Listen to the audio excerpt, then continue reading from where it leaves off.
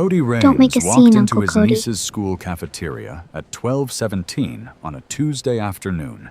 Hell's Angels vest, 6'2", expecting to grab a forgotten jacket. He found her sitting alone at table 14. Pink hoodie, 3 sizes too large. One hand tucked under the table. He crossed the last 9 feet and gently took that hand. Turned it over, stamped in red block letters across her small knuckles. Lunch debt. She'd been eating a bread roll and milk for 22 school days. Hot pizza 30 feet away. A banner above her head reading, "Every student matters." She looked up and said the thing that broke him. Don't make a scene, Uncle Cody. He pulled out his phone and called family. If you believe every child deserves someone who shows up, subscribe right now and tell me what city you're watching from. Because what happens in the next 4 minutes will change everything. Now. Back to table 14. Back to that hand tucked under the cafeteria table. Don't make a scene, Uncle Cody. Those 6 words came from an 8-year-old girl sitting alone at table 14. Her right hand tucked under a cafeteria table, her pink hoodie 3 sizes too large and rolled at the cuffs the way children roll things when they're trying to hold themselves together. Bertie Caulfield hadn't asked for help. She'd asked him not to be upset. And in that moment, in that specific, careful, exhausted request from a child who'd learned that adult reactions cost more than they fixed, Cody understood that whatever was happening here had been happening long enough for her to develop a strategy for managing it. The cafeteria smelled like pizza. Hot, greasy, accessible pizza from a steam line 30 feet away that Bertie could see and smell and could not touch. 340 children eating, talking, scraping chairs, a lunch monitor's whistle in the far corner, a motivational banner reading, "Every student matters," hanging directly above table 14, where Bertie sat with a bread roll and a milk carton and nothing else. Cody was 6 feet 2 inches, 238 pounds, wearing a black Hell's Angels vest over a gray long-sleeve shirt, and he moved through that cafeteria the way a large man moves when he's trying not to frighten children, slowly, deliberately, making himself readable. He passed 2 tables. He saw Bertie. He stopped walking. He saw her hand under the table. He took 1 more step and stopped again. The cafeteria was loud around him. He was very still. 22 school days. That's how long Bertie Caulfield had gone without a hot lunch, while sitting in a room full of children eating hot lunches. 22 days of bread rolls and milk cartons, while her lunch account showed negative $67, even though her uncle had made 2 payments through the district portal. 2 payments confirmed. 2 payments never applied. And stamped across her small right hand in red block letters, still wet at the edges. Lunch debt. He crossed the last 9 feet to table 14. He didn't crouch from a distance or call her name. He came close enough to kneel beside her chair without raising his voice. And that's when everything in Cody Raines, every instinct that had kept him steady through a custody battle that called him unfit because of the patch on his back, every careful breath he'd learned to take when judges looked at his vest instead of his parenting, went completely silent, except for one thought. Not this child. Not on my watch. "Hey, Bertie girl," he said quietly. She looked up. Her first movement, before joy, before relief, was to push her right hand further under the table. Then she smiled. Gap-toothed. Careful. The kind of smile that's learned not to expect much. "Uncle Cody, you're early. Came to check on you." He looked at the bread roll on her tray. Untouched. You gonna eat that? She glanced toward the lunch line, toward a woman in a hairnet and a lanyard. Carol Weaver, cafeteria supervisor, who was watching them now. Birdie's shoulders came forward slightly, making herself smaller.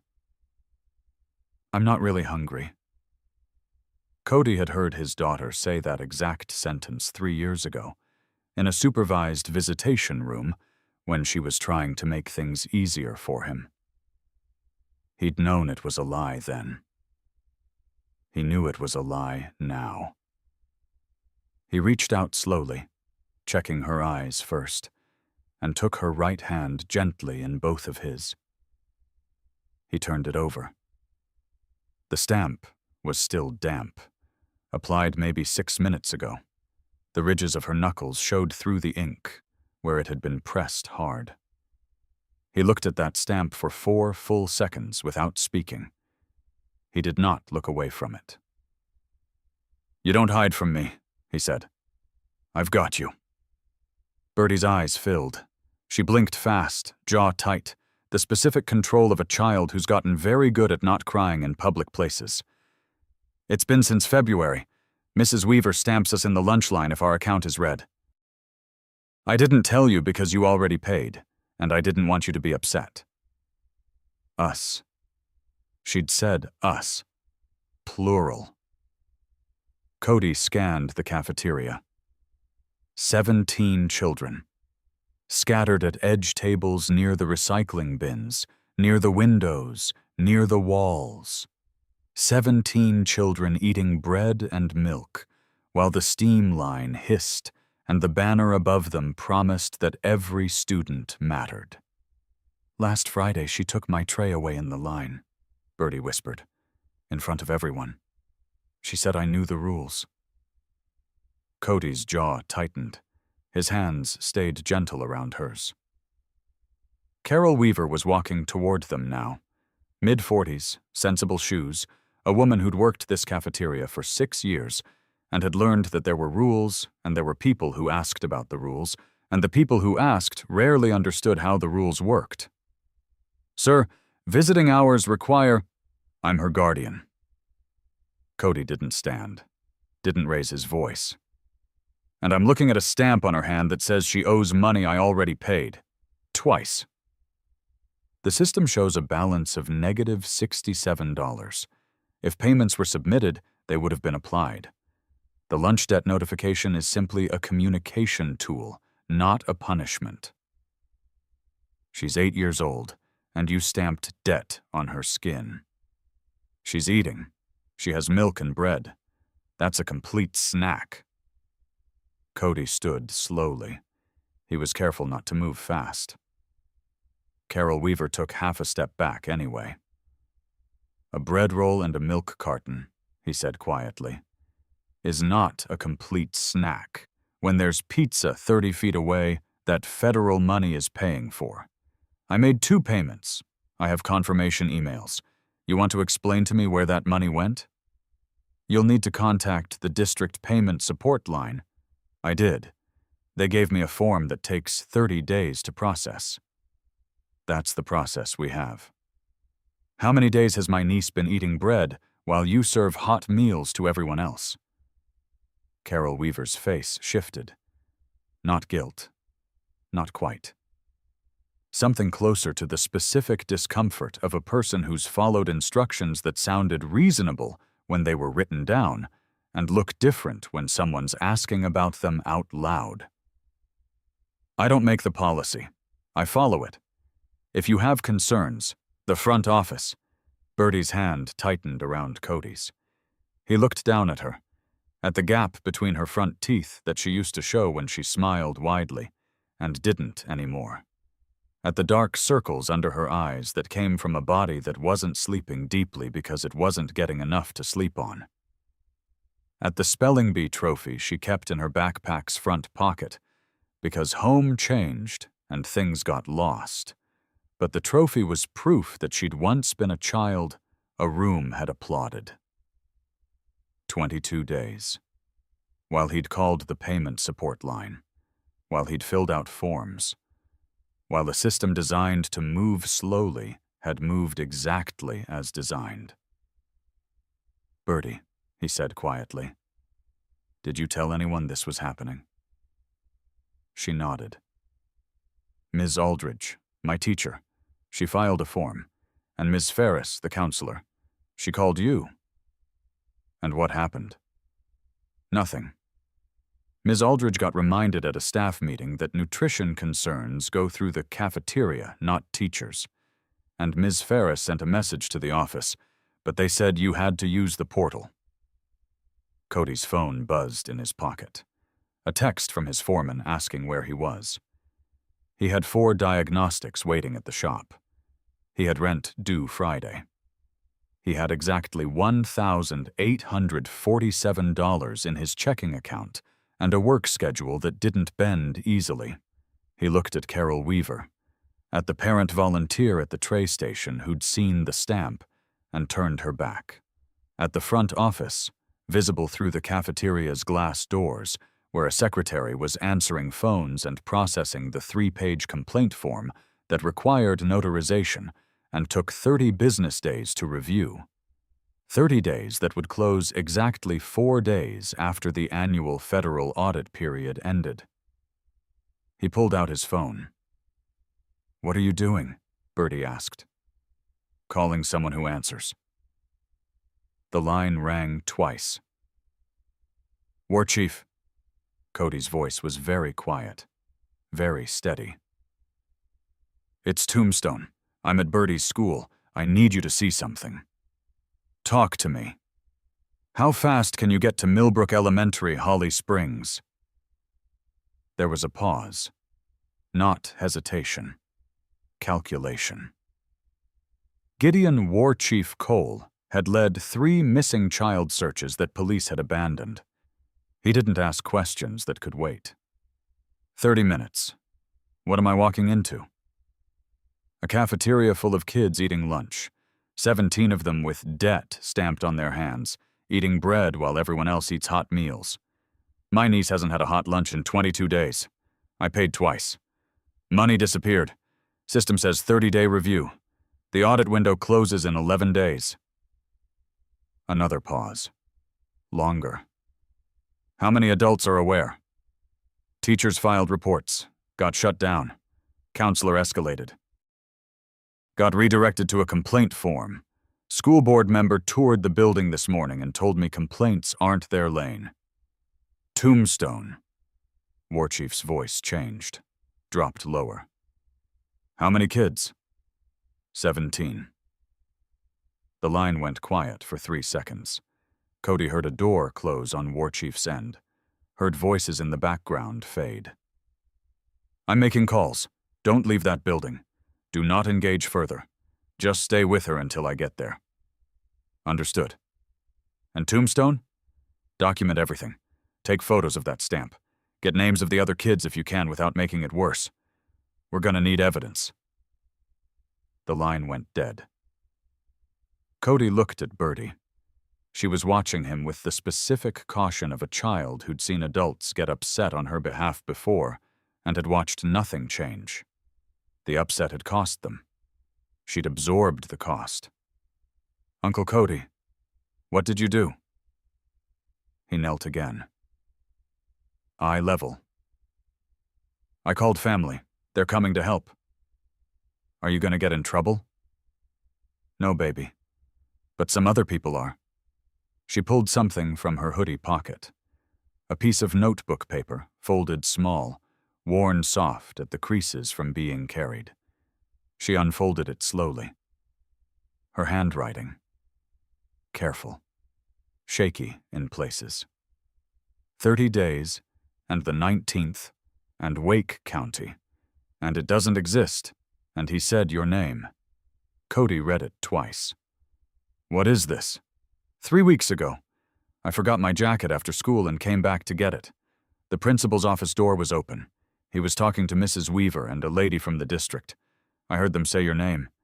And something about 30 days and the 19th in Wake County and something that doesn't exist. I didn't understand, but I wrote it down. Cody's hands were shaking. Not rage. Not yet. Something colder. Sharper. "Bertie, did the principal— his name's Mr. Kemp, right?" She nodded. "Did he see you?" "No, I left. But Uncle Cody, I heard the lady from the district say families requalify, and he said not to reprocess them. And Mrs. Weaver said you were going to come in, and he said to send you the complaint form, and it takes 30 days, and the audit closes on the 19th. Cody looked at the note. At the words a 8-year-old had written in pencil, because she didn't understand them, but trusted him enough to bring them anyway. At the date. 3 weeks ago. 2 days before he'd called the district support line and been told there was a process. 1 day before Ms. Ferris had escalated his complaint to the office and been handed the same 30-day form. He stood. Took a photo of Bertie's hand with the stamp. Took a photo of her tray. Bread roll, milk carton, nothing else. Took a photo of the banner above her table. Every student matters. Then he walked to the other 16 children and asked their names. Quietly. Gently. Most of them recognized his vest. A few pulled back. One little boy, maybe 6 years old, showed his hand without being asked. "Mister, you a good guy or a bad guy?" "A good guy." "You gonna fix this?" "Yeah, buddy, I'm gonna fix this." By the time Cody returned to table 14, Carol Weaver had called the front office. By the time he sat back down beside Bertie, the school secretary was on the phone with the principal. By the time the first Harley engine rumbled into the school parking lot 28 minutes later, Randall Kemp was walking toward the cafeteria with a practiced expression of patient concern and absolutely no idea that the man in the vest he was about to dismiss had just triggered the largest single-purpose biker mobilization Wake County had seen in 11 years. Gideon War Chief Cole was 61 years old, had been riding with Hell's Angels North Carolina chapter for 19 years, and had learned a long time ago that the fastest way to lose a child was to move slowly. He'd been in a strategy meeting in Garner, 16 brothers discussing a charity poker run, when Tombstone's call came through. He'd closed the meeting in 4 sentences. "Brothers, child in immediate need, Holly Springs. Every available rider meets at the town hall in 45 minutes. Move." No vote, no debate. Tank grabbed his vest. Steele checked his phone. Reaper was out the door before War Chief finished speaking. Within 7 minutes, the first calls went out to the Durham chapter. Within 12, a rider from Fayetteville, whose daughter had been identified in Tombstone's list of 17, was pulling onto I-40 southbound. War Chief made 5 calls in the truck. 3 to chapter sergeants. 1 to Razorback, a former Wake County School Board attorney who'd left after being asked to overlook a contract irregularity he wouldn't sign off on. 1 to Gravel, a former North Carolina DSS child welfare investigator who knew exactly which forms to file with which supervisors to unseal a settled school complaint. "Gravel, it's War Chief. I need you at Holly Springs Town Hall in 1 hour with everything you know about federal school lunch fraud, sealed district settlements, and how to request a USDA Office of Inspector General referral." What happened? 17 kids denied hot meals while a principal collects federal funding. 2 parents tried to pay, money disappeared. Systems running a 30-day review that closes 4 days after the audit window. And there's a sealed Wake County settlement with a principal's name attached that nobody at the new district knows about. Gravel swore quietly. Fuquay Varina Elementary. I remember that case. Morrow family. Kid was malnourished. Parents said the school lunch policy did it. District paid out $163,900 and sealed everything. Principal transferred under a mutual development agreement. That principal at Millbrook now? If it's Randall Kemp, yes. Then we're unsealing it. 1 hour. Town hall. The brothers arrived in waves. The first 16 by 1:47 p.m. Another 23 by 2:10. By 3 p.m., 62 motorcycles lined the public parking lot across from Millbrook Elementary in perfect formation. Chrome gleaming, engines silent, leather cuts bearing the same insignia. They didn't block the school entrance, didn't rev engines, didn't shout. They just stood there, visible, present, waiting. War Chief walked across the street to the school entrance at 3:14 p.m. 6 brothers flanked him, not as muscle, as witnesses. Razorback carried a leather document folder. Gravel carried a tablet with the NSLP Federal Program Guidelines pulled up.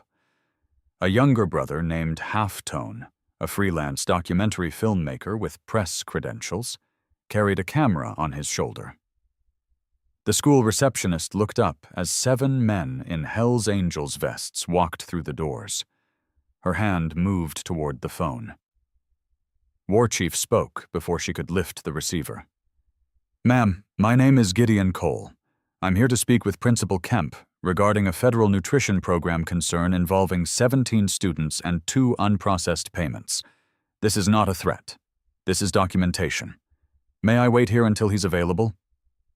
She blinked. I'll need to call. That's fine. We'll wait. They stood in the front lobby. Razorback set the folder on the receptionist's desk. Gravel opened his tablet and began taking notes. Halftone positioned his camera to capture the front office, not aggressively, just present. A parent walking through the doors saw them, froze, then hurried past. The receptionist made a call. Her voice was very quiet. "Mr. Kemp, there are 7 men here. They say they need to speak with you about lunch accounts." 60 seconds later, Randall Kemp walked into the lobby. He was 5 feet 10 inches, trim, wearing khakis and an Oxford shirt with the sleeves rolled precisely to mid-forearm. His hair was side-parted, beginning to silver at the temples. He looked at the vests. He looked at Halftone's camera. His expression shifted. Not to fear, to calculation. "Gentlemen, I'm Principal Kemp. How can I help you?" War Chief extended his hand. Kemp shook it. Firm. Professional. A man who'd shaken a lot of hands at a lot of PTA meetings and knew how to make it look natural. "Mr. Kemp, I'm here because one of your students, Bertie Caulfield, has been denied hot meals for 22 school days, despite her guardian submitting 2 confirmed payments through the district portal. We've identified 16 additional students in the same situation. We'd like to understand why." Kemp's smile didn't waver. "I appreciate your concern. Student nutrition accounts are managed through the district's central office. If there's a payment processing issue, the guardian needs to contact the support line. He did, 3 weeks ago.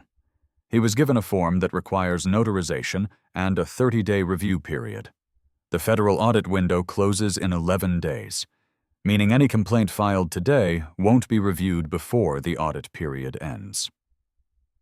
Kemp's smile tightened fractionally. "I don't control the district's complaint timeline. That's a board policy." "A board policy you recommended," Razorback said quietly. He opened the folder, pulled out a printed document. "You submitted a suggested revision to the grievance processing timeline 2 years ago, extending the review window from 14 days to 30. The board adopted it without revision. That 30-day window aligns precisely with the annual federal audit period, meaning no parent complaint processed during the final month of the school year will be reviewed before the audit closes." Kemp looked at the document. His expression didn't change, but something behind his eyes recalculated. I suggested that revision to ensure thorough review, not to delay anything. Then why, Gravel said, does your cafeteria supervisor report that you instructed her not to accept payment corrections at the lunch line, but to direct all parents to the district portal and the complaint form? Where did you hear that? Mrs. Carol Weaver. She's been very cooperative. Kemp's jaw tightened. If you're recording this conversation without my consent, we're not recording anything, War Chief said. We're asking questions and documenting your answers, which is legal, public, and protected. Now, you mentioned the district's central office manages accounts. That's true. But you, as principal, control which families receive notification of their eligibility for the National School Lunch Program. Free and reduced-price meals, federally funded. You're the institutional point of contact. So I'm asking directly, how many eligible families at this school have not been notified of the program? Silence. Mr. Kemp, how many NSLP applications have been submitted to your office in the past 2 years that were never processed? Kemp's hands were very still at his sides. That's a district-level data question. I don't have those numbers readily available. 47, Gravel said flatly. 47 families report submitting applications that don't appear in the district's system. We pulled public enrollment data, cross-referenced it against state-free and reduced-price meal eligibility guidelines. Your school should have at least 63 more students enrolled in NSLP than currently are, which means either your school has the wealthiest low-income population in Wake County or someone is suppressing applications. Kemp's face went very still. That's a serious accusation. It's a question. And I've answered it. If applications are missing, that's a clerical error at the district level. I don't personally process applications. But you do personally approve infrastructure grant applications, Razorback said. 3 in the past 2 years. All citing a documented lunch funding gap and emergency cafeteria equipment needs. All awarded to Cornerstone Kitchen Solutions, Holly Springs, owned and operated by Darren Kemp, your brother-in-law. The lobby went very quiet. Kemp's voice stayed level, calm.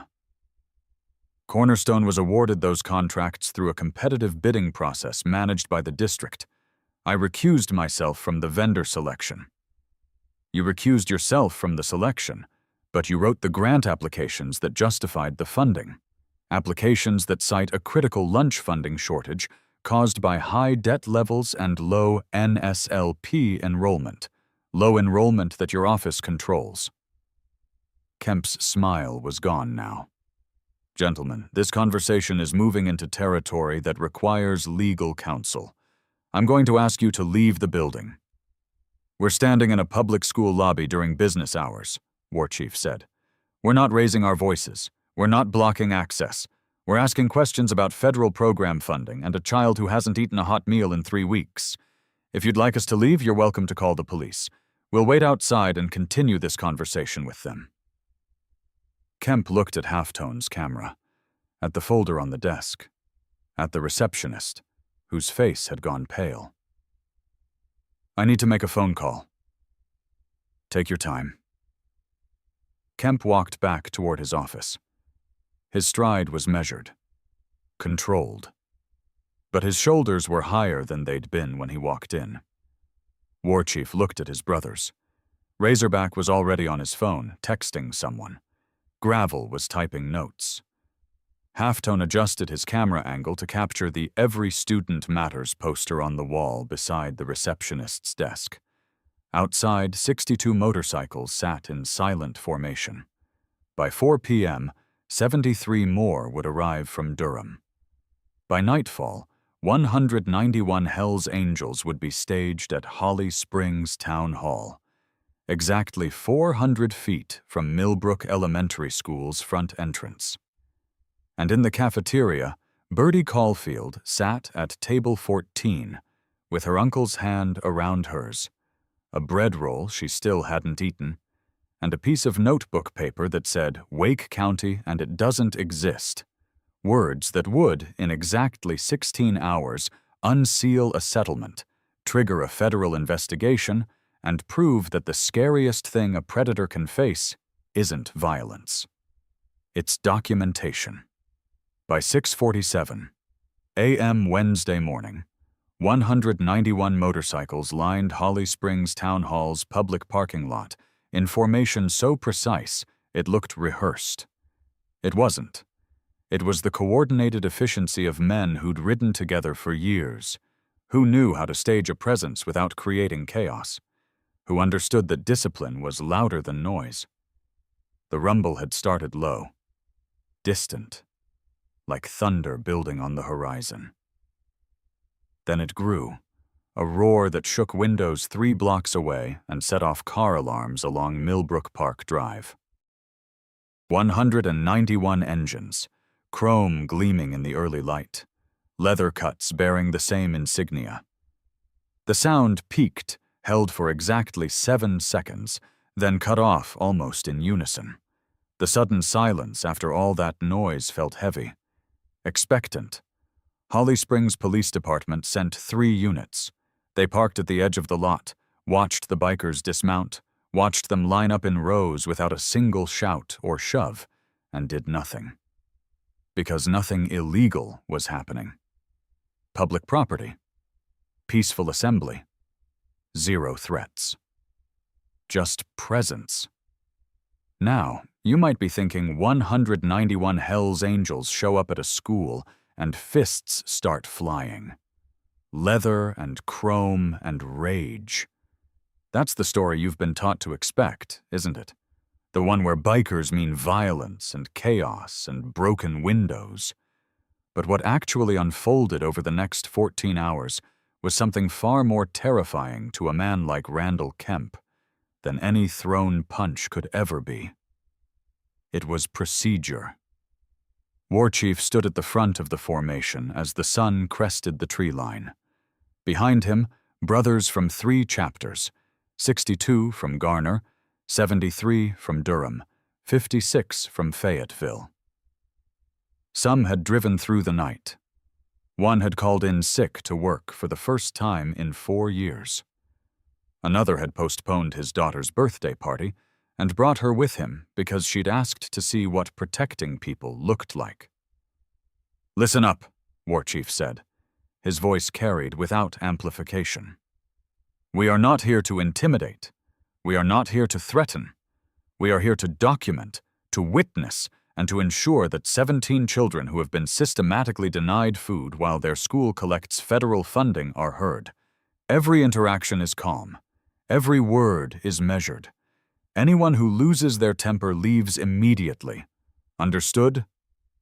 191 voices. Understood. "Razorback, what's our legal standing?"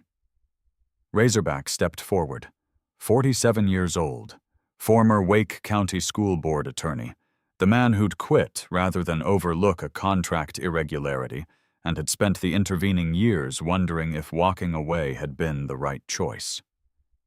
He wasn't wondering anymore. "We're on public property. We have the right to peaceful assembly. We have the right to request public records. We have the right to file complaints with federal oversight agencies. And as of 6:15 this morning, we have the right to accompany Cody Raines, Bertie Caulfield's legal guardian, into any meeting he requests with school administration, because North Carolina law permits a parent or guardian to bring an advocate to any education-related meeting." Gravel? Gravel was 54, ex-DSS investigator, the man who'd spent 17 years removing children from dangerous homes and had learned to spot the exact moment a system chose paperwork over safety. He'd seen that moment at Fuquay-Varina Elementary 3 years ago when his request to subpoena lunch records was denied at the supervisory level. He wasn't letting it happen again. "I filed a formal request with Wake County Schools at 5:42 a.m. to unseal the Morrow settlement. Fuquay Varina Elementary, March 2022. Citing new evidence of pattern behavior and public safety concern. I also contacted the USDA Office of Inspector General and requested an emergency review of NSLP funding compliance at Millbrook Elementary. That triggers a mandatory audit hold, meaning no grant applications currently under review can be approved until the OIG completes their investigation. War Chief nodded. Crowbar. Crowbar was 63, retired North Carolina State Highway Patrol, 22 years on the force, and he knew every magistrate judge and sheriff's deputy in Wake County on a first-name basis. He'd made one phone call at 7:14 a.m. That call had done more damage to Randall Kemp's defense than any confrontation could. Spoke with Judge Morrison, explained the situation. He's issuing an order to unseal the Morrow settlement by 11:30 this morning. Says if there's pattern evidence and a current victim, sealed agreements don't protect future harm. He's also putting the DA's office on notice. If we bring him probable cause for fraud, he'll fast-track the warrant. Halftone, you ready? Halftone was 36, documentary filmmaker, credentialed journalist, and the moment Randall Kemp's communications coordinator realized his press credentials were legitimate, the entire institutional closing of ranks dynamic had shifted. Because ignoring concerned parents was policy, ignoring the press was career suicide. Cameras ready. I've got interviews scheduled with 3 parents whose payments disappeared. I've got Carol Weaver on record saying she was instructed not to accept corrections at the lunch line. And I've got footage of that banner in the cafeteria. Every student matters, right above the table where kids eat bread while everyone else eats hot meals. War Chief looked across the parking lot toward the school. Lights were on in the main office. A car pulled into the staff lot. Early arrival, probably a teacher. The day was starting. Then let's go to work. Donna Cresswell was 52 years old and had worked Millbrook Elementary's cafeteria for 9 years. She loved the kids, hated the policy. And 3 weeks ago, when she'd reported her concern about the stamping to a district compliance officer she knew through a parent group, she'd been called into Kemp's office the following Monday and told that discussing internal operational procedures with outside parties violated her employment agreement. She hadn't reported anything since. Until Razorback knocked on her apartment door at 8:17 a.m. with a recorder, a witness, and a promise that her testimony would be protected. Ms. Cresswell, can you describe the lunch debt stamping policy as it was explained to you? Donna sat at her kitchen table, hands wrapped around a coffee mug she hadn't drunk from. Her voice was quiet but clear. Mr. Kemp implemented it in his first year here. He called it a parent communication tool, said it was just a way to remind families about outstanding balances so they'd know to check their accounts. When did you first apply the stamp? October, 3 years ago. He had them ordered through the school supply vendor, like official purchase order, not something he bought at Staples. Came in a box of 12, red ink pads. He showed us how to do it at a staff meeting, demonstrated on his own hand. Did anyone object? Her jaw tightened. Mrs. Weaver asked if we could use a letter instead, something the kids could take home in their backpacks.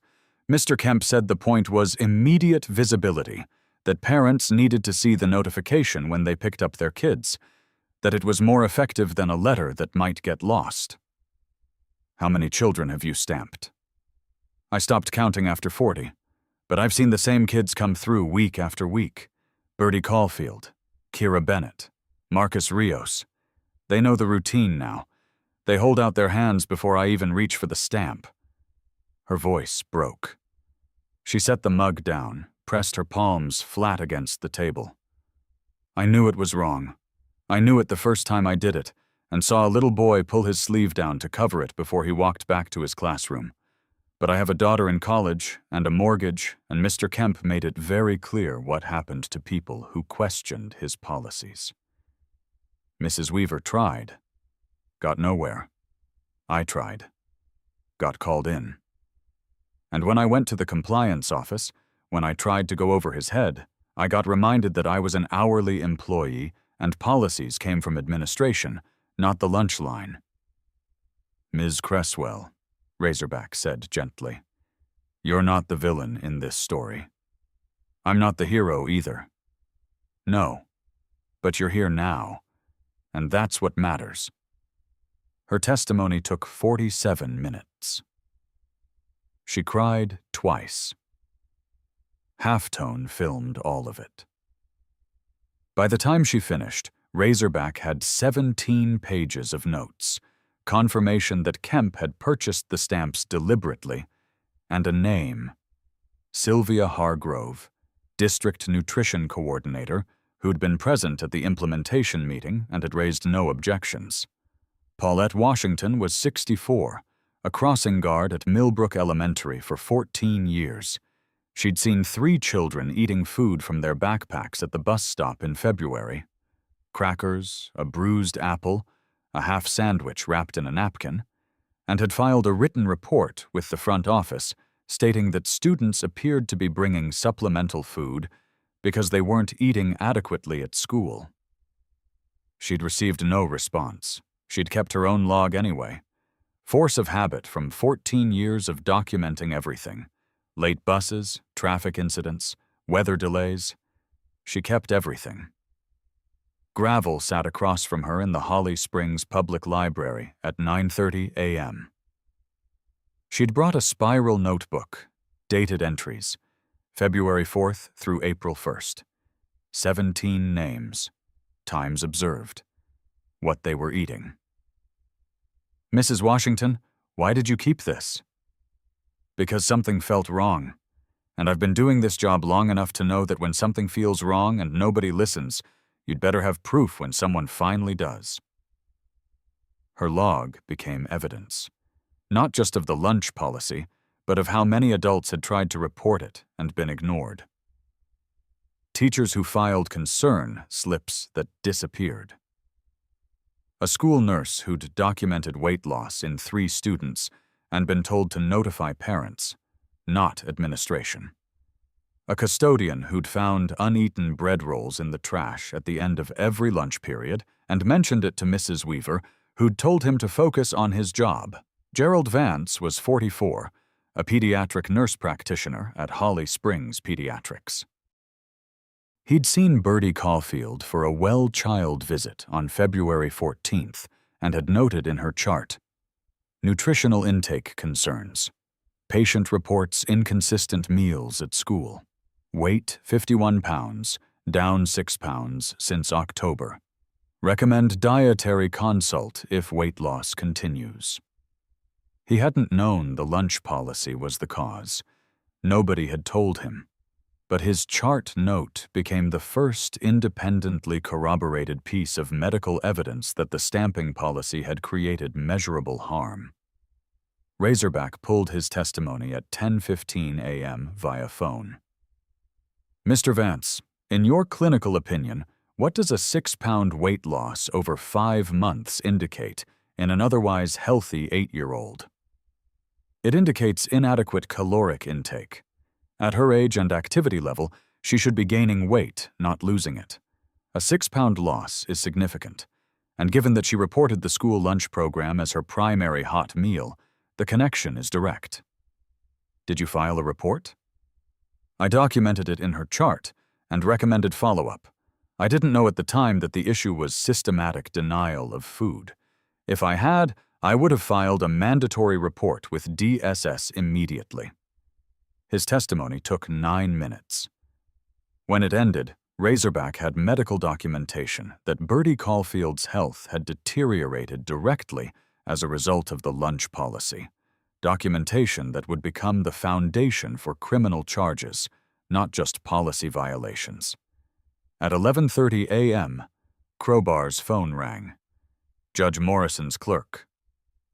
The Morrow settlement was unsealed. Gravel had it pulled and printed within 20 minutes. The brothers gathered at the town hall staging area. Razorback laid out the documents on a folding table someone had brought from the back of a truck. War Chief stood at the center. 60 brothers pressed close. The rest maintained perimeter watch, making sure no one left the school without being seen. "This is the Morrow settlement," Gravel said. "March 2022. Fuquay Varina Elementary. Jalen Morrow, age 7 at the time, was enrolled in the district's at-risk student monitoring program. DSS had flagged him as potentially food insecure. The school and the principal were his primary institutional point of contact." He flipped to the second page. February 2022, Jalen's pediatrician documented moderate malnutrition, weight 12 pounds below standard range, filed a mandatory DSS report. DSS investigated the home, found no abuse, did not investigate the school. "Why not?" someone asked. "Because Randall Kemp told them the family was non-compliant with the lunch payment system and that he'd offered resources multiple times. Blamed the parents. DSS accepted it." How'd it get unsealed? Jalen's mother testified before the State Board of Education in October 2023.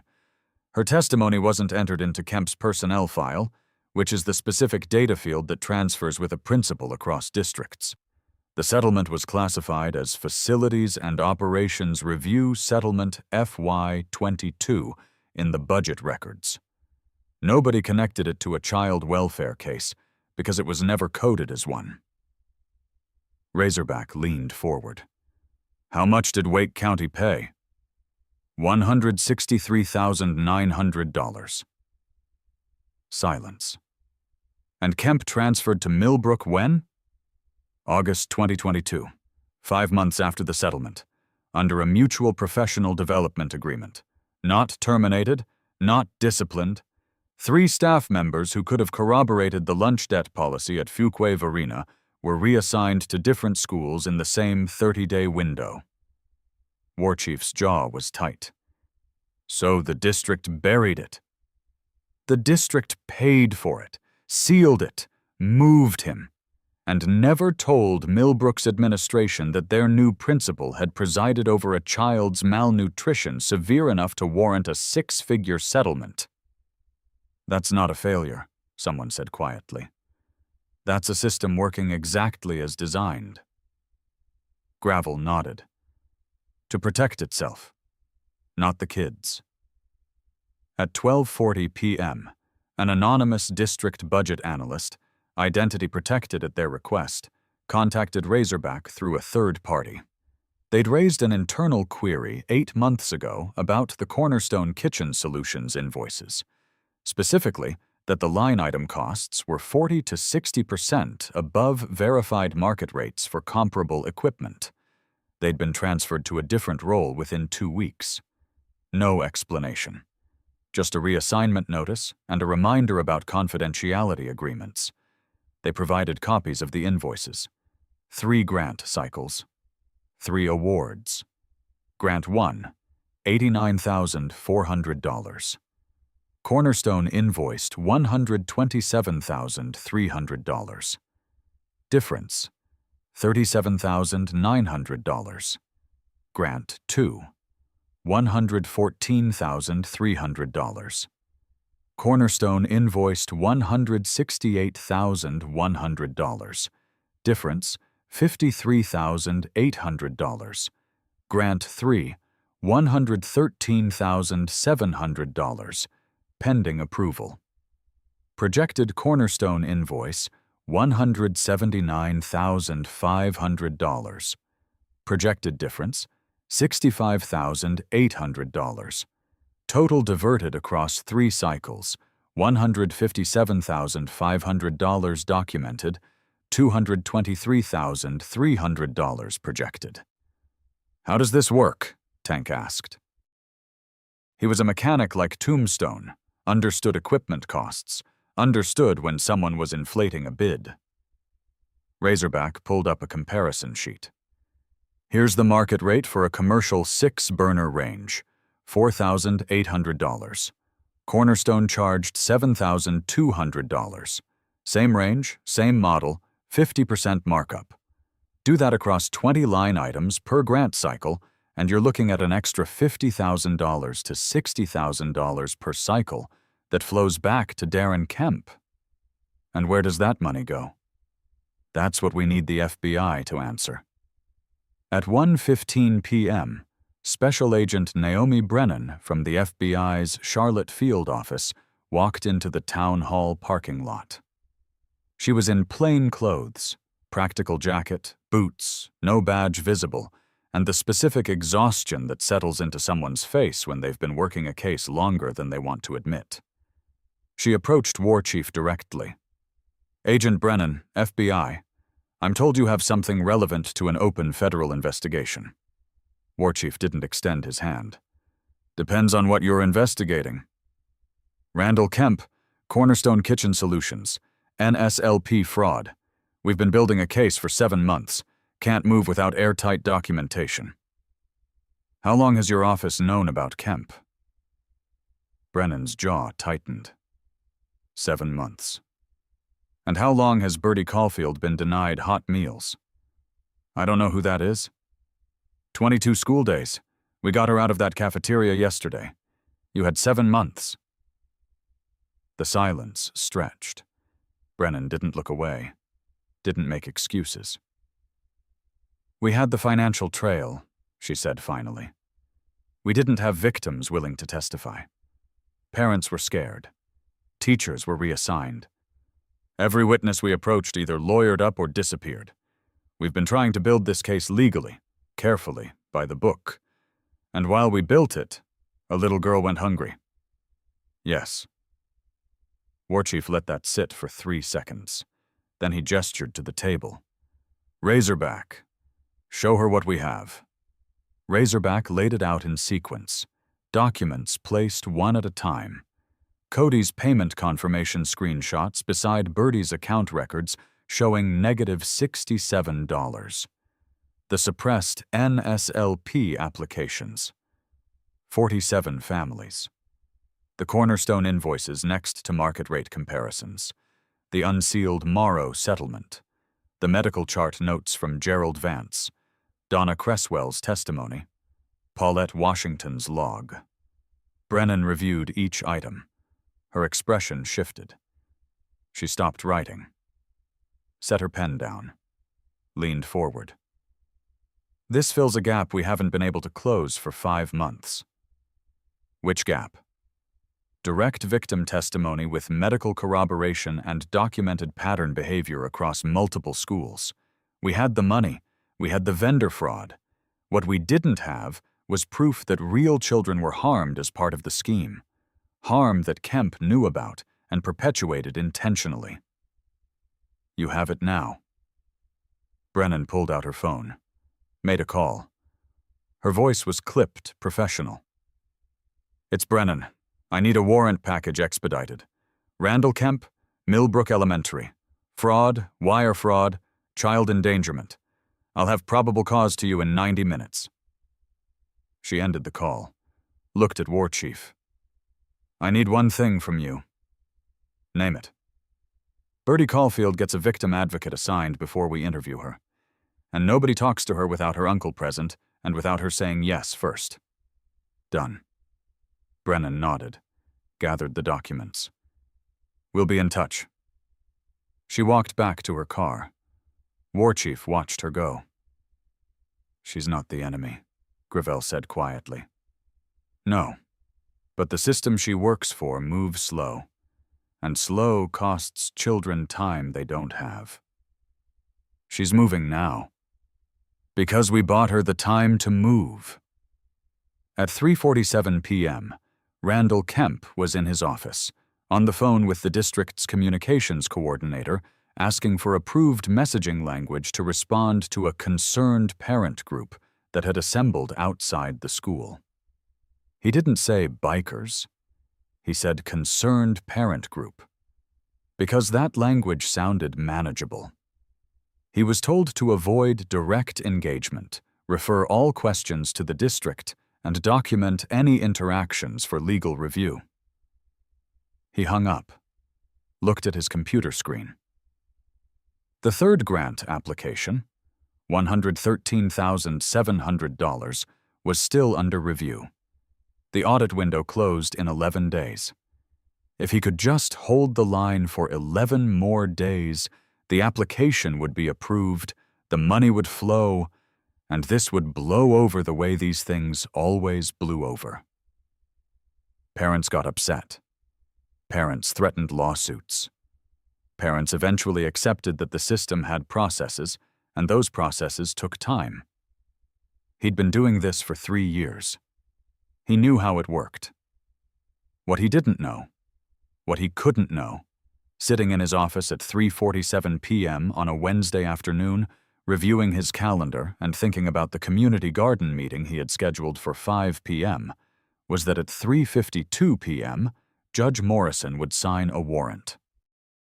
At 4:10 p.m., Agent Brennan would arrive at Millbrook Elementary with 2 federal marshals, and at 4:14 p.m., his entire carefully constructed system would collapse into a single question that he would not be able to answer. Mr. Kemp, can you explain why 17 children in your care were systematically denied food while you collected federal funding and diverted $157,500 to a vendor owned by your brother-in-law? They found him in the parking lot. He'd left through the side entrance, walking toward his car, keys in hand, checking his phone. He looked up, saw the marshals, saw Agent Brennan. His first expression wasn't fear. It was irritation, the specific irritation of a man interrupted during a routine task.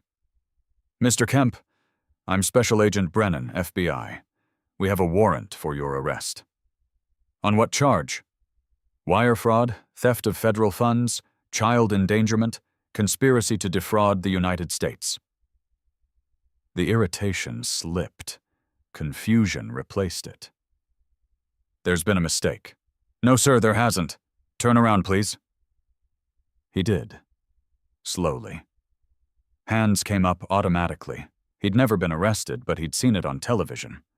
The marshals cuffed him, read him his rights right there in the parking lot, under the azaleas, in front of 3 teachers and a parent volunteer who'd stopped walking when they saw the suits. You have the right to remain silent. Anything you say can and will be used against you in a court of law. Kemp wasn't listening. His mind was racing. Wire fraud, federal funds, conspiracy. Those were serious. Those were prison. I need to call my attorney. You'll have access to a phone at processing. They walked him toward the unmarked car. His hands were cuffed behind his back. His Oxford shirt was wrinkled now, where the marshals had gripped his arms. He looked back once. At the school, at the building he'd run for 3 years, at the community garden he'd planted, and the PTA budget he'd managed, and the Meals on Wheels route he drove every Tuesday. He looked like a man who couldn't understand how his Tuesday had turned into this. That was the thing about people like Randall Kemp. They never saw themselves as villains. They saw themselves as administrators, problem solvers, people who made hard decisions other people didn't have the stomach for. The children were fed, weren't they? Bread and milk, that was food. Nobody had died. Nobody had been hit. He'd just managed resources, followed the system, made it work. The fact that he'd made it work by turning children's hunger into a line item, that didn't register as evil. It registered as efficiency.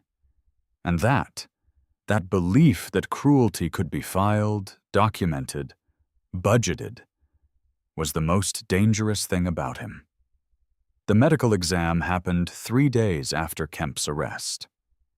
Halftone, the younger brother, 36, the one with the camera and the easy smile, drove Birdie and Cody to Holly Springs Pediatrics at 9 a.m. on Saturday. He didn't have to. His job was documentation, not transportation. But he'd brought a book anyway. Something about a girl detective. left it on the passenger seat when Bertie got out. "That's for you, if you want it." She picked it up, looked at the cover. Nancy Drew. A girl who solved mysteries. A girl who asked questions and got answers. "Thank you. You're welcome, kid." He waited in the lobby while Gerald Vance did the exam. Sat with his back to the wall, jacket draped over the chair beside him, phone silenced. 20 minutes passed. 30. Parents came and went with their children. A toddler cried. A mother soothed. Normal sounds. The sounds of a place where children came to be cared for, not managed. When Bertie and Cody emerged, Vance was with them. He walked them to the lobby, crouched to Bertie's level. "Bertie, you're doing great. Your weight's already up 1.5 pounds. That's exactly what we want to see. Keep eating when you're hungry. Your body knows what it needs." "When do I come back?" 2 weeks, just to check in, make sure everything's moving in the right direction." He stood, looked at Halftone, then at Cody. His voice dropped lower. "Thank you for getting her here when you did. Another month like the last one, and we'd be talking about hospitalization for refeeding. You didn't just save her comfort, you saved her health." Halftone nodded once. Cody's throat was tight. He didn't trust his voice. He just took Bertie's hand and walked toward the exit. In the truck, she opened the Nancy Drew book, flipped through the pages, stopped on chapter 3. Read silently while Halftone drove. The morning sun came through the window, caught the edge of her face, showed the dark circles under her eyes starting to fade. She was still small for her age, still carrying weight she shouldn't have to carry, but her hand wasn't under the table anymore. And that was something. The first safe meal happened that night, Cody's kitchen. Nothing fancy. Spaghetti with jarred sauce, garlic bread from the freezer section, a bagged salad he'd bought on the way home. He wasn't a great cook. He was a competent cook. There was a difference. Bertie sat at the table, watched him stir the pasta, pull the bread from the oven. The smell filled the small kitchen. Garlic, butter, tomato, warmth. The smell of food made for eating, not for demonstrating scarcity. He plated it, set it in front of her, sat down across from her with his own plate. She looked at it. At the pile of spaghetti, the 2 slices of bread, the salad in a small bowl beside it. It was more food than she'd eaten at one time in weeks. "You don't have to finish it," Cody said quietly. "Just eat until you're full. Whatever's left, we'll save."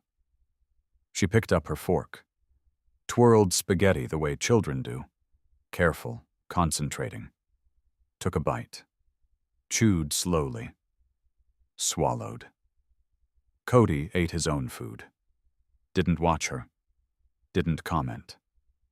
Just let the meal be a meal. No timer, no consequence. No negotiation. Halfway through, she stopped, set her fork down, looked at him. "Uncle Cody?" "Yeah, Bertie girl?" "I'm full." "Okay. I'm really full. That's good. That's exactly how it's supposed to feel." She looked at the remaining food on her plate. 1/3 of it left. Maybe more. And for the first time in 22 days, leaving food on a plate didn't mean she was ungrateful or wasteful or breaking a rule. It just meant she was full. She exhaled, long and shaky. Then she smiled, gap-toothed, both front teeth showing, and the sound she made was something between a laugh and a sob. "I forgot what this felt like." Cody reached across the table, took her hand. Didn't say anything. Couldn't. His chest was too tight, and his eyes were burning, and if he tried to speak right now, he'd break. So he just held her hand and let her know without words that she was safe. She was fed, and nobody was taking that away. The garlic bread sat on the counter, cooling. The smell would linger in the kitchen for hours. And that was the thing about safety. Sometimes it smelled like butter and garlic. Sometimes it looked like a half-finished plate of spaghetti. Sometimes it was just the permission to stop eating when you were full. The housing solution came together over 4 days through a network Cody hadn't known existed until War Chief made a call. A retired teacher named Margaret Hollis owned a duplex 2 miles from Birdie's school. One side was rented, the other had been empty for 3 months while she waited for the right tenant. Right tenant meant someone she trusted, someone who'd take care of the place, someone who wouldn't disappear when rent was late. War Chief vouched for Cody. Margaret said that was enough. The brothers helped move them in on Sunday. Tank and Steele brought a truck. Reaper brought cleaning supplies and spent 2 hours scrubbing the kitchen and bathroom. Flintlock, the elder, 72, the man who'd said 4 words since arriving in Holly Springs and hadn't needed to say more, brought a toolbox and fixed the leaky faucet in the bathroom sink, the sticking door on the bedroom closet, and the loose handle on the oven. The chapter had raised $9,347 through an emergency fund, gas money, moving costs, first month's rent, security deposit, and a cushion for groceries and utilities. Razorback handed Cody the envelope at the duplex's front door. This is from 63 brothers across 3 chapters. It's not a loan. It's not charity. It's family taking care of family. Cody's voice was rough. I don't know how to. You don't have to. Just take care of that girl. That's the payment. By nightfall, they had furniture in place. Nothing fancy, mostly second-hand, but functional and clean. A couch, a kitchen table, 2 beds. Birdie's room had a window facing east, morning light, a small bookshelf Tank had built in his garage the night before. She stood in the doorway of her new room, backpack on the floor beside her, the Nancy Drew book in her hands. Looked at the bookshelf. Looked at the bed, full size, which was bigger than she'd ever had. Looked at Cody. This is mine? This is yours. Nobody's gonna take it away?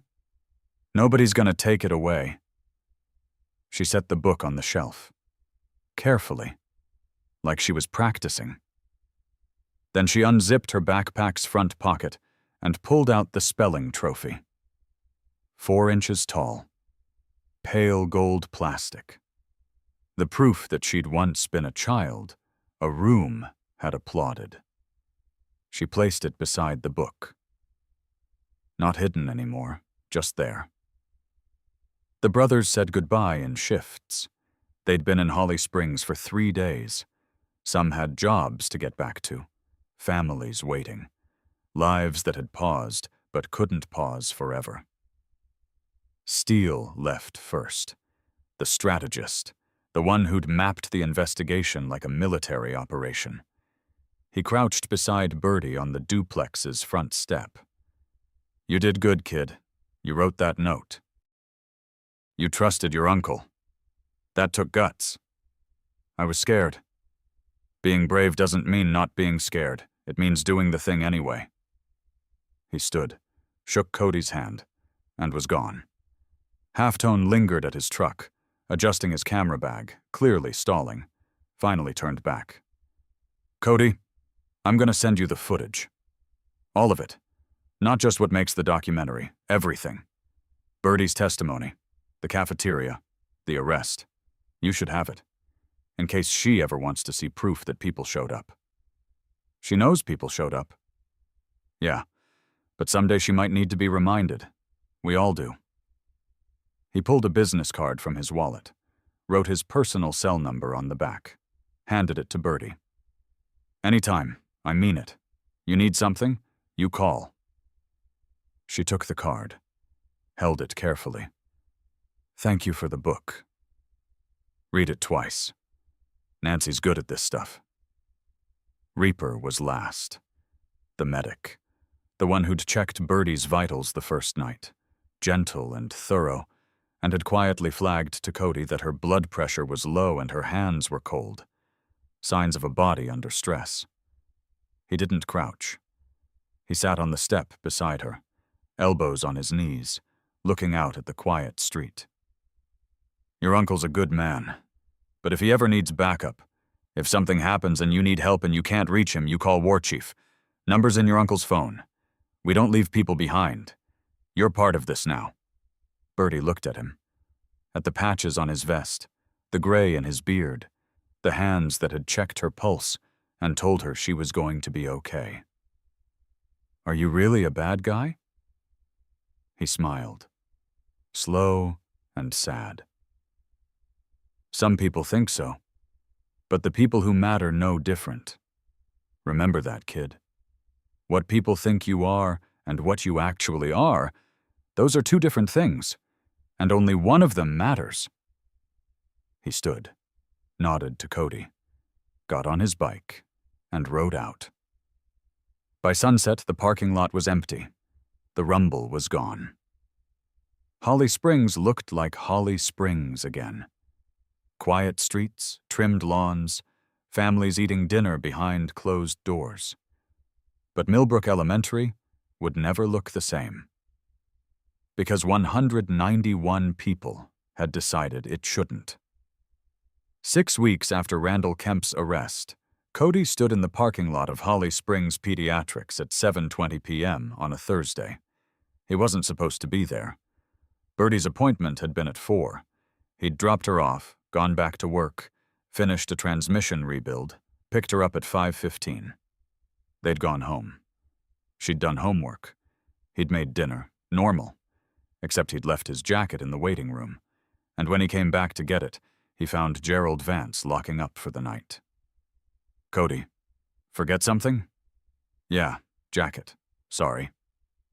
Vance unlocked the door, let him in, flipped the lights back on. The waiting room was empty. Chairs lined up, magazines stacked, the smell of antiseptic and air freshener. Cody grabbed his jacket from the coat rack, turned to leave. Stopped. Can I ask you something? Sure. When you saw her that first time, February, when you wrote that note in her chart about nutritional concerns, did you know? Vance was quiet for a moment.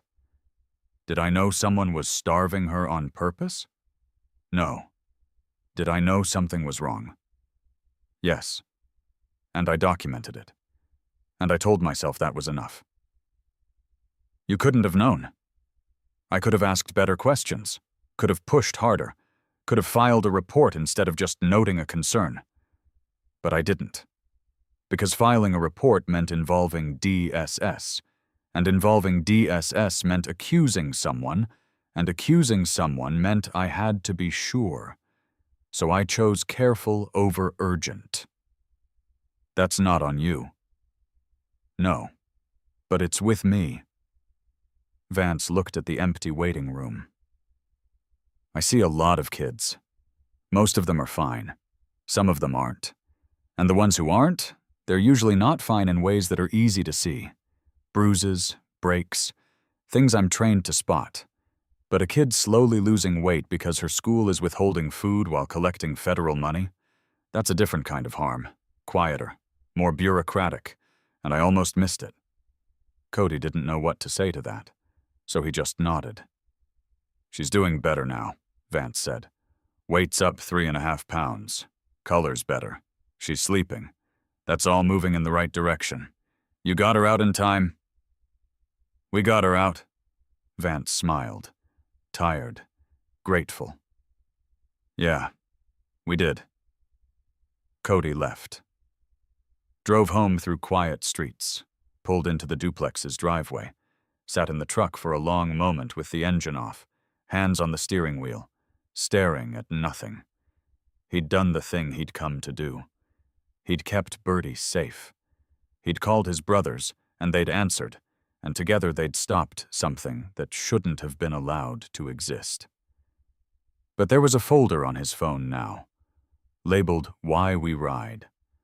Messages from strangers whose families had been saved. Parents who'd heard what happened in Holly Springs and reached out to say thank you, to say me too, to say I thought I was the only one. He opened the folder, scrolled past the messages he'd already read, found a new one, sent 2 hours ago.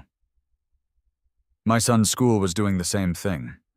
Lunch debt letters, public shaming. We tried to fight it. Nobody listened. Then we showed them what happened in North Carolina. Showed them the news coverage. Showed them 191 bikers standing in a parking lot because 17 kids were hungry. The policy changed in 3 days.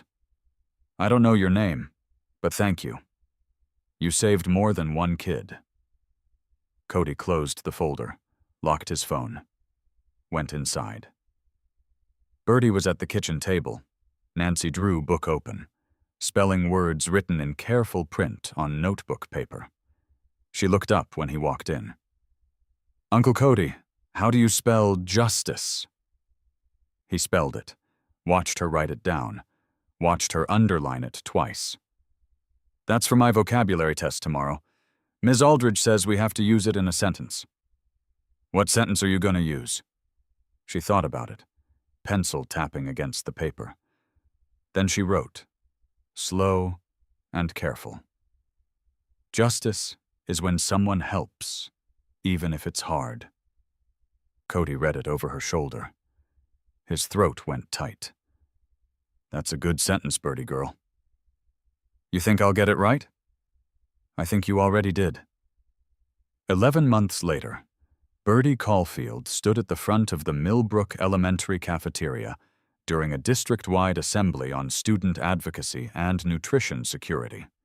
She was 9 now, 4 feet 3 inches, 61 pounds. Honor roll every semester since the previous spring. She'd been asked to speak. Not by the school.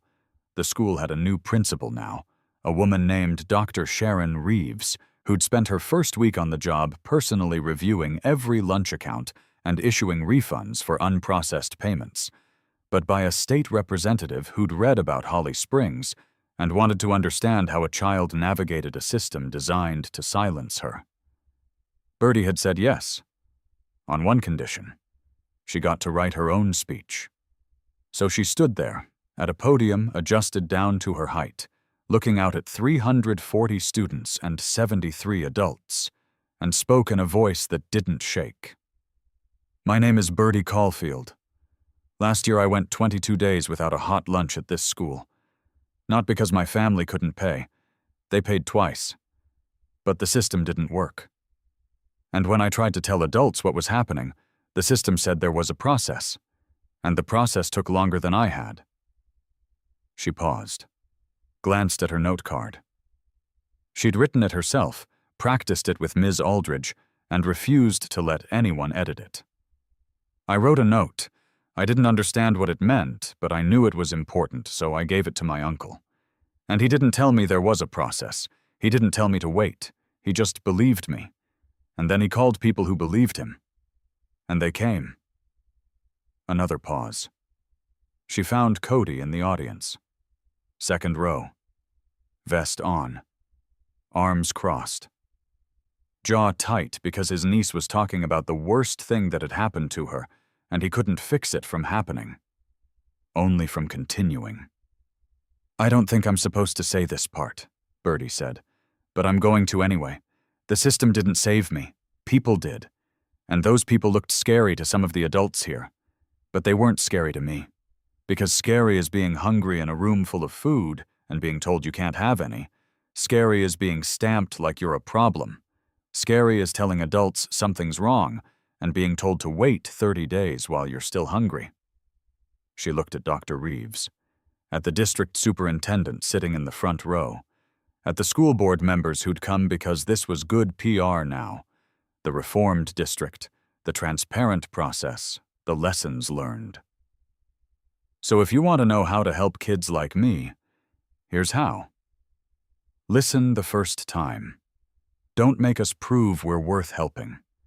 Don't make us wait for the paperwork. Just listen. And if you can't help right away, call someone who can. She stepped back from the podium. The cafeteria was silent. Then Ms. Aldridge started clapping. Then the students joined. Then the adults had no choice. Birdie walked back to her seat. Cody reached out, squeezed her shoulder once as she passed. She didn't look at him. Just took her seat beside Kira Bennett, the girl whose mother had paid in November and whose daughter still got stamped, and folded her hands in her lap like she hadn't just told an entire room of administrators that their system had failed and ordinary people had succeeded. After the assembly, a woman approached Cody in the hallway. Mid-30s, nervous, holding a little boy's hand. "Excuse me, are you Birdie's uncle?" "I am. I just wanted to say thank you. My son goes to a different school, different district." But they had a lunch-shaming policy, too. After what happened here, parents started asking questions, started demanding accountability. The policy changed because of what you did, because people saw that someone fought back and won. The little boy looked up at Cody, at his vest, at the patches. "Are you a superhero?" Cody crouched. Eye level. "No, buddy. I'm just an uncle." "My teacher says superheroes help people." "Then I guess a lot of people are superheroes. You don't need a cape. You just need to show up." The boy thought about this, nodded seriously. His mother smiled, eyes wet, and led him away. Cody stood, looked at the cafeteria doors, at the banner, replaced now, same message, every student matters, and wondered how many people had walked past that banner last year and believed it while children ate bread at the edges of the room. Belief was easy. Action was harder. 3 years and 2 months after Randall Kemp's arrest, Birdie Caulfield sat in the Wake County Social Services office at age 12, across from a girl named Mara, who was 10 and shaking and refusing to talk to the intake coordinator because every adult Mara had ever trusted had either failed her or betrayed her, and she was done trusting. Birdie had volunteered with the Peer Advocate Program for 6 months. It was a pilot initiative, pairing kids who'd survived system failures with kids currently navigating those systems. The theory was that sometimes children trusted other children in ways they couldn't trust adults. The theory was working. Birdie had asked to meet with Mara after reading her case file. Foster placement. Lunch debt at her previous school. A note in the file from a teacher who'd tried to report neglect and been told to document concerns through proper channels that moved slowly while Mara moved through 3 placements in 8 months. Birdie knew that story, knew the shape of it, knew what it felt like from the inside. She sat beside Mara, not across, beside, and didn't ask questions. Just pulled out a worn copy of Nancy Drew and started reading out loud. Casually, like she had nothing better to do. Mara listened. Didn't look at her, but listened. After 3 pages, Birdie stopped. Closed the book. "You ever feel like nobody's listening?" Mara's jaw tightened. "All the time." "Yeah, me too. For a long time I thought maybe I was the problem. Maybe I wasn't saying it right. Maybe I needed to wait my turn. Then someone told me that waiting is what people tell you to do when they don't want to act right now." Mara looked at her. First time. Eyes red-rimmed and exhausted. "What did you do?" "I told someone who didn't make me wait, and he called people who didn't make him wait. And they showed up. Same day. Who was it? My uncle, and his friends. A lot of his friends. Were they social workers? No, they were bikers. Mara blinked. Like motorcycles? Like motorcycles. Leather vests, Hell's Angels patches, the kind of people who look scary but aren't. Not to kids. Why'd they help you? Because I asked? And because they believe kids shouldn't have to wait for adults to finish their paperwork before they get help. Mara was quiet for a long time. Then, so quietly, Bertie almost missed it. I'm tired of waiting. I know. That's why I'm here. I'm not a social worker. I can't change your placement. I can't fix the system. But I can sit here. And I can listen. And if you tell me something's wrong, I believe you. First time. No waiting. Mara's hands were shaking. She pressed them flat against her thighs. My foster dad takes the food money, the lunch account money. He says I'm eating him out of house and home, but he won't put money in the account. The school keeps sending letters, but he throws them away. I haven't had a hot lunch in 5 weeks. Bertie didn't react. Didn't gasp. Didn't look shocked. Just reached into her backpack and pulled out a small notebook and a pen. Okay, what's his name? And what's the school's name? Mara told her. Bertie wrote it down. Then she pulled out her phone, the one Cody had given her when she started middle school, and scrolled to a contact. Hit call. Put it on speaker. The line rang twice. Bertie girl, everything okay? Uncle Cody, I need you to listen to something. She slid the phone across the table to Mara. Nodded. Go ahead. Mara looked at the phone. At Bertie. At the open notebook with her foster father's name written in careful print. And she talked. Cody Raines sat in his truck at 9:47 p.m. on a Friday night, parked outside the duplex he'd lived in for 3 years, phone in his hand, listening to a 10-year-old girl he'd never met describe a situation he'd heard before. When she finished, he closed his eyes, took a breath. Mara, my name's Cody. I'm Bertie's uncle. And I'm going to make sure the people who need to hear what you just said hear it. Tonight. Okay? Okay. You're gonna be all right. Bertie's gonna stay with you until someone safe shows up. And someone safe is gonna show up. That's a promise. He ended the call. Sat in the dark truck for 10 seconds. Then he scrolled to another contact. Hit call. War Chief, it's Tombstone. Talk to me. I need 3 brothers and a DSS supervisor with override authority at the Wake County Social Services Office. Now. We got a 10-year-old girl whose foster placement is diverting her lunch money. She's gone 5 weeks without food at school. Bertie's with her. I'm 15 minutes out. Give me the address. We'll be there in 20. The line went dead. Cody started the engine, pulled onto the road. The speedometer climbed. Not reckless. Just fast enough. He'd thought the work was done. He'd thought Kemp's arrest and the policy changes and the district reforms meant it was over. But it wasn't over. It would never be over. Because systems moved slowly, and children needed help now. And the gap between those two realities was where kids like Mara fell through. Unless someone stood in the gap. Unless someone decided that paperwork didn't matter more than a child's next meal. Unless someone showed up. He pulled into the social services parking lot at 10:04 p.m. 2 motorcycles were already there.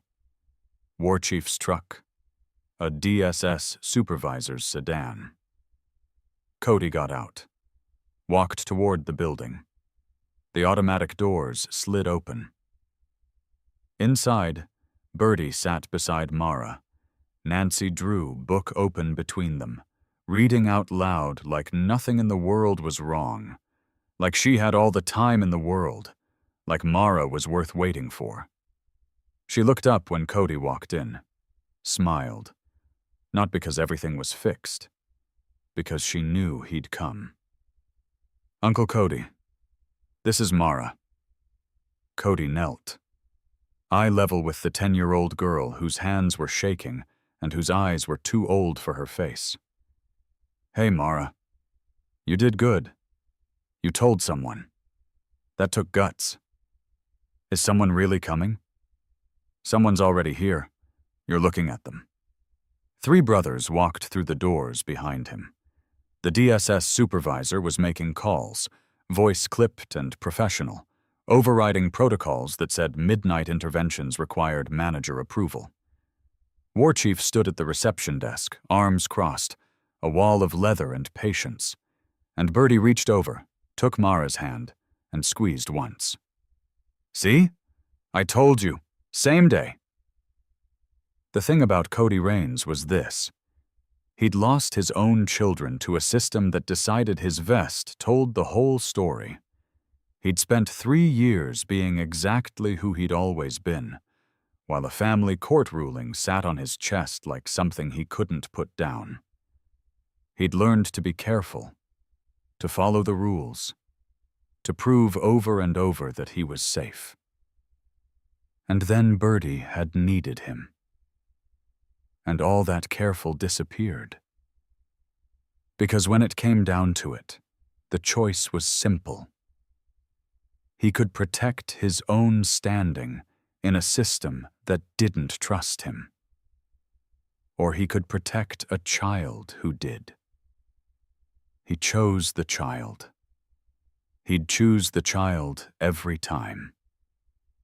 Now, standing in the social services lobby at 10:17 p.m. on a Friday night, watching his niece read to a girl she'd just met, watching his brothers fill the space with the same quiet presence they had brought to Holly Springs 3 years ago, he understood something he hadn't understood in that cafeteria. This wasn't a one-time thing. This wasn't a story with an ending. This was what the rest of his life looked like. And he was okay with that. This story isn't about bikers or patches or the specific mechanics of federal lunch fraud. It's about what happens when a system asks a child to wait and someone says no. It's about the fact that Birdie Caulfield's hunger wasn't an oversight. It was a line item. The stamp on her hand wasn't a reminder. It was a measurement instrument that documented need so a grant application could justify a fraudulent vendor contract.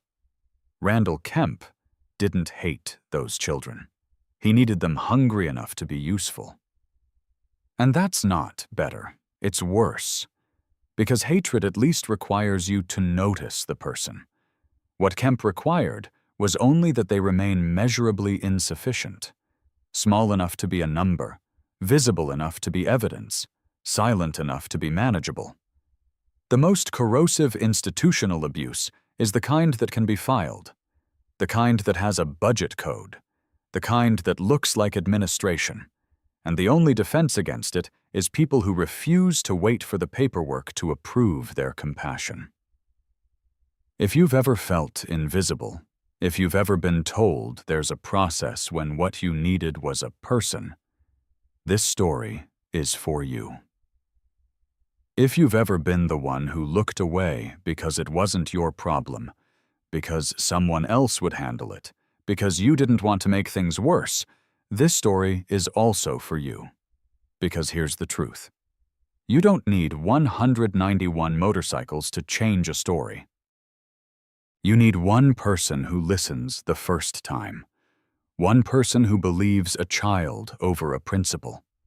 One person who calls someone else and says, "I need help," and actually gets it. Protecting a child doesn't require a title. It requires a decision. And that decision doesn't look like what you've been taught to expect. It doesn't look like a courtroom or a social worker or a policy change. though those things matter, and they came. It looks like a man kneeling beside a cafeteria table. It looks like a phone call that lasts 11 seconds. It looks like 191 engines going silent all at once because the loudest thing in the room was supposed to be the children who'd been quiet for too long. If this story moved you, if it reminded you of a child you knew, or a system you fought, or a person who showed up when nobody else would, subscribe. Because there are more stories like this. Stories where the system says wait, and someone says now. Stories where the person who looks least like help turns out to be exactly what was needed. Comment below. Who was your protector? Or if you didn't have one, who do you wish had shown up? Let's build a thread of people who answered when someone asked for help. Let's prove that Birdie and Mara aren't alone, that none of us are. Share this story, not because it's feel-good or inspirational.